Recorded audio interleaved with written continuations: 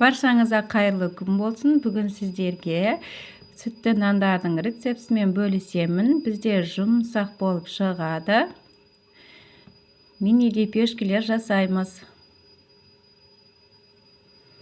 Бізде осылай жұмсақ болып шығады және неше күн тұрса да жұмсақтығын жоғалтпайды. Ендеше видеоны соңына дейін қараңыз. Жылы сүтімізді ыдысымызға құямыз.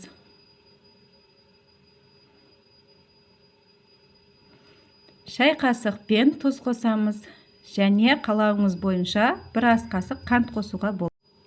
Шай қасықпен дрожж қосамыз. Араластырамыз. Електен өткізілген ұнымызды қосамыз.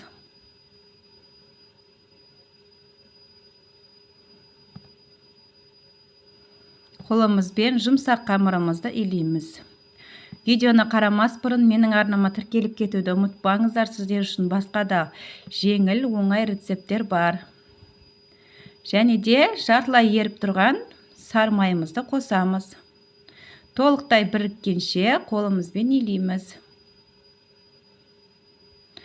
Ұнымызды осылай аз-аздан қосып отырып, жұмсақ қамырымызды илеп аламыз.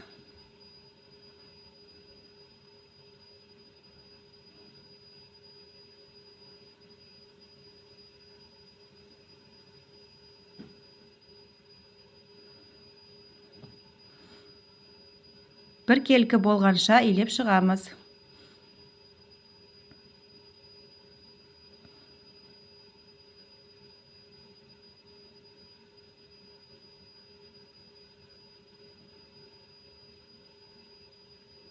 Пікір қалдырып, лайк басуды ұмытпаңыз.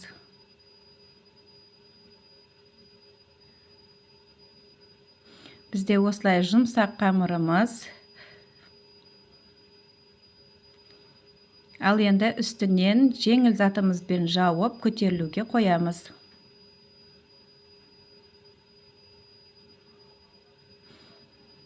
Бізде нандарымыз көтеріліп шықты. Ұнымызды сеуіп, бөліктерге бөліп аламыз.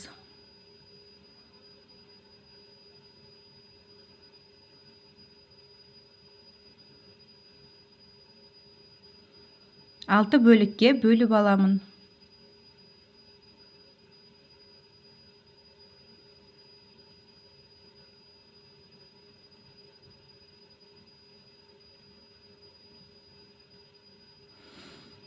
Және пішіндерін келтіріп, осылай домалақтап шығамыз.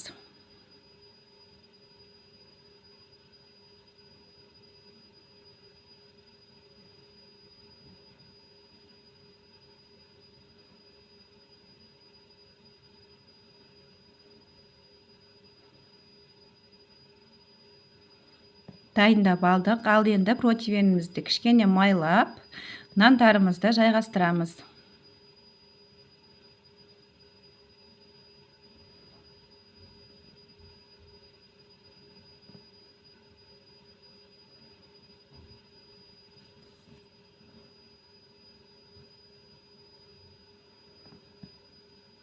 Үстінен майлықпен жауып, 20 минутқа көтерілуге қоямыз тағы да. Нандарымыздың ортасынан басамыз саусақтарымызбен.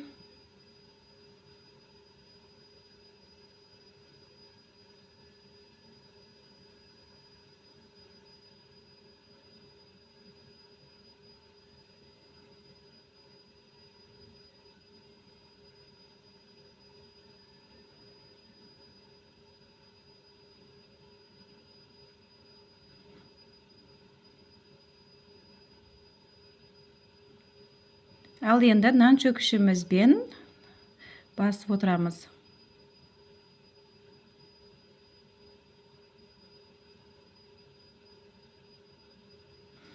Жұмыртқаның сарысына кішкене сүт немесе айран қосып араластырамыз. Нанымыздың үстінен жағып шығамыз.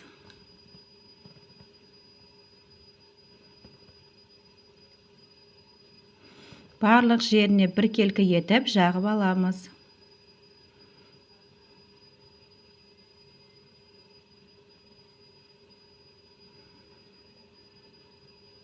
Үстінен күнжітімізді себеміз.